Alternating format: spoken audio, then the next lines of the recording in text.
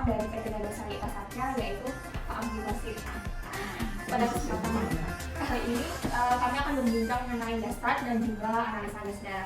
Oke, Pak Basit, jadi bisa dijelasin nggak sih Pak, jadi apa itu Gastad sebenarnya? Gastad atau AGD? Gastad dulu deh, AGD setelah Gastad tadi. Gastad itu brand atau merek ya, merek dari alat AGD atau alat analisa gula darah. Gastad ini namanya istilahnya Gastad series ya, ada yang terbagi dua, yang portable POCT dan yang yang alat atau istilahnya reagen basah. Yang kecil itu namanya Gastad Navi. Nah itu pakai reagen kering atau sensor card. Dan yang besar yang namanya yang sekarang aktif itu Gastad 700 series. Series ini menunjukkan berarti di belakang 700 ini ada beberapa tipe tergantung isi dari elektrodanya ya, jenis pemeriksaannya seperti itu. Nah untuk yang Gastad besar ini menggunakan reagen besar seperti itu. Kalau boleh dijelaskan reagen basah, kalau reagen basah berarti ada reagen kering ya Pak? Ya. Nah, ini bedanya apa sih reagen basah sama reagen kering? Kalau reagen basah istilahnya itu ya benar-benar reagen, ada cairannya gitu. Jadi terlihat cairan, jadi ya basah lah gitu lah kalau kemana-mana. Terus ada juga reagen kering, sebenarnya nggak kering banget. Sebenarnya di dalamnya ada reagen cuma sedikit sekali dan itu istilahnya bentuknya seperti card. Jadi karena bentuknya hanya sensor card seperti itu, jadi anggap aja diistilahkan reagen kering. Jadi istilahnya nggak ada cairan yang keluar dari alat tersebut, dari sensor tersebut. Jadi cairan ada di dalam di sensor tersebut, kemudian hasil pengukurannya pun ditampung di situ, jadi nggak keluar dari proses di alat.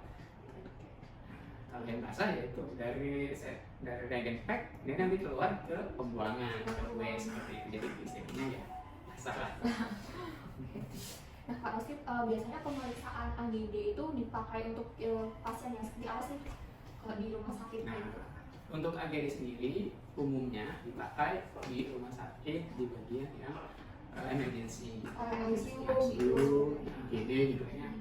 Karena biasanya untuk dilakukan untuk pengukuran pasien kritis gitu ya. Jadi istilahnya si pasien tersebut dari dua hal, pertama respiratorinya, bagian pernapasannya sudah melemah gitu ya, kemudian metabolisme dari tubuhnya juga istilahnya sudah berkurang seperti itu. Jadi dari dua itu, misalkan respiratori kan, misalkan penyerapan O2 oleh darah gitu ya, tingkat penyerapan O2-nya atau pembuangan CO2-nya dari paru-paru seperti itu respiratori. Kemudian ada yang metabolisme, itu berkaitan dengan pH atau asam basa dari cairan di dalam tubuh seperti itu. Nah itu yang ya intinya dua itu ya untuk AGD, respiratori dan metabolis. Jadi di turunannya itu ada yang biasanya saturasi oksigennya, kemudian gas excess, ada lebih parameter yang penting karbonat ya itu. Yang penting kan untuk AGD itu ada 5 sebenarnya. Ada 5 ya. pH, TCO2, PO2, HCO3, dua saturasi dan gas excess. Itu umumnya yang dilihat dari AGD. Nah, untuk alat kita yang Gastad series ini, yang untuk yang Deep-Share 700 terutama ya.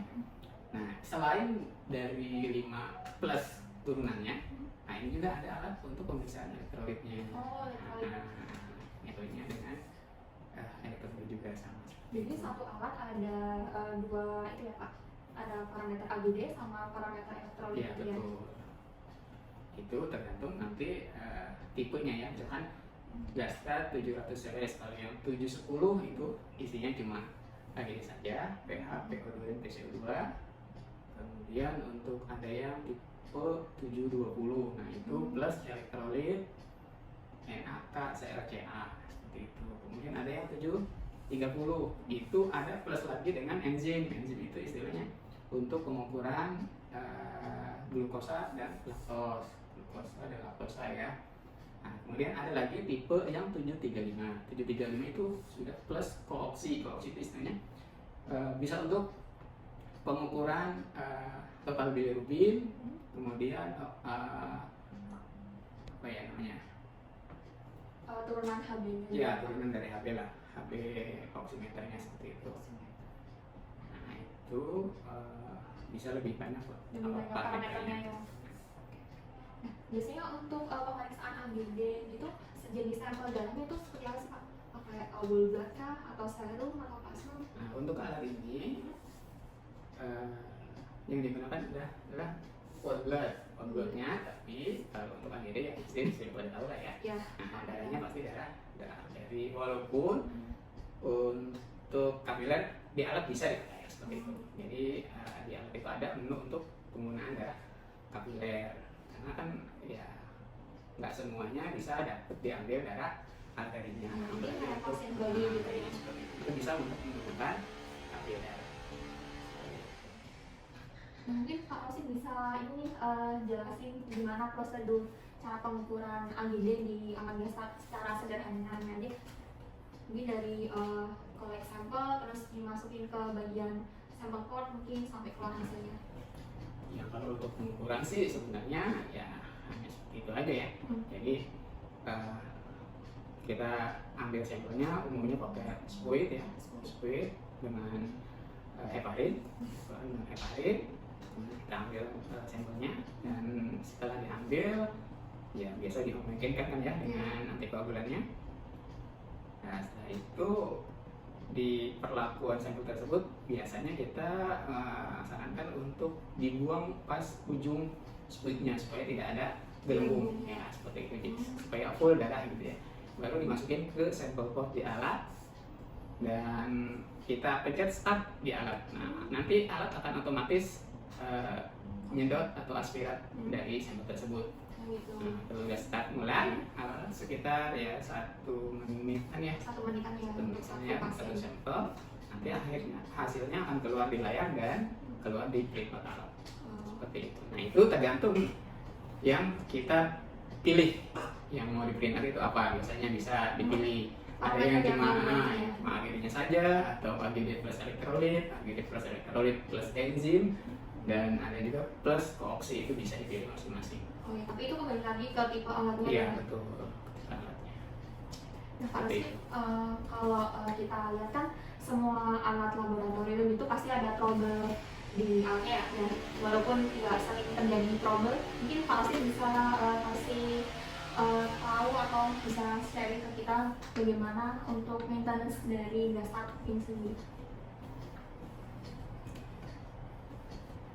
Untuk alat Gasta secara pengukuran sebenarnya mereka itu pre-maintenance ya. Pre-maintenance. Hanya untuk elektroda yang mengukur sampel itu sebenarnya pre-maintenance. Paling kadang kalau sampelnya banyak seperti itu lama-lama kotor. Kita di alat sebenarnya kan sudah ada proses cleaning. Cleaning internal cleaning atau flush cleaning. Nah, flush cleaning itu bisa kita lakukan manual. Kemudian di internal cleaning alat itu sudah terjadwal 1 hari sekali. Kemudian seperti itu. Ada juga HB cleaning. Nah, jadi untuk alat yang ada HB-nya atau flowsnya itu ada HB cleaning. Kemudian di situ juga ada menu untuk external cleaning. Jadi kalau untuk pembersihan itu masih belum bisa, kita bisa menggunakan cairan cleaning dari luar. Biasanya yang dipakai itu adalah hipoklorit ya, H2SO 4. Hipoklorit. Oh ya, Pak Rosid, makasih untuk waktunya pada sharing kali ini. Semoga nanti bermanfaat ya untuk kita semua. Nah, selain pertanyaan mengenai Gastat dan juga AGD, kita di setiap sesi Kepoyu ada pertanyaan spesial atau special question dari teman-teman. Nah, ini Pak Rosid jawab satu aja dan jawab secara cepat ya Pak. Ini adalah beberapa pertanyaan. Jadi yang pertama, kalau Pak Rosid disuruh milih, Pak Rosid pilih gaji besar atau relasi yang banyak? Gaji besar atau relasi yang banyak Pak? Ya kalau saat ini sih relasi yang banyak itu akan membawa gaji yang besar. Oh gitu. Berarti intinya pilih gaji besar atau relasi? Ya perlu relasi. Relasi yang banyak ya. Nah, gaji nanti akan mengikuti. Jadi akan mengikuti ya. Oke, yang kedua, kalau disuruh milih, Pak Rosid mau kerja di weekend atau dinas tengah kota?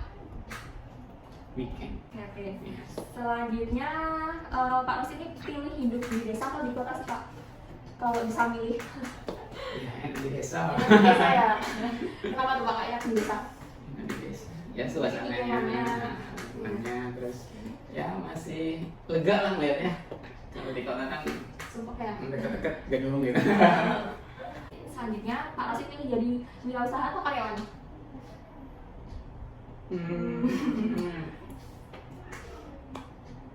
Ini sih usaha ya. Ya mungkin nanti ya kalau udah bosan mungkin jadi karyawan. Nah Pak Rosid kalau yang ini terakhir sih, jadi Pak Rosid lebih pilih ke Jepang atau ke Singapura? Apa ya, mungkin bisa dinas kerjaan gitu.